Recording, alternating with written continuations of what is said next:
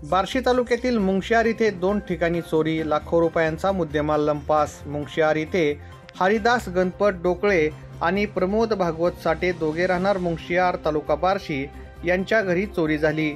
यामध्ये सोन्याचे दागिने आणि रोख रक्कम लंपास झाली असल्याची माहिती आज दिनांक 6 जुलै 2025 वार रविवार रोजी सकाळी 8:30 वाजण्याच्या सुमारास हरिदास गणपत डोकळे आणि प्रमोद भागवत साठे यांनी दिली आहे।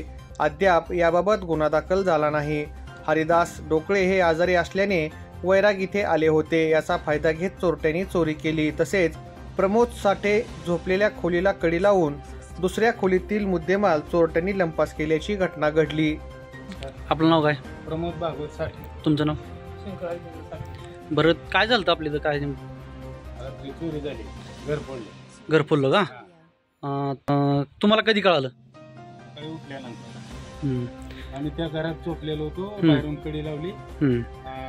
सकाळी उठल्यावर बघितलं तर इकडल्या घर फुटलं। बरं बरं बरं, तुम्ही पोलीस कंप्लेंट वगैरे केली का नाही? नाही केली, आता करणार। आपलं नाव काय?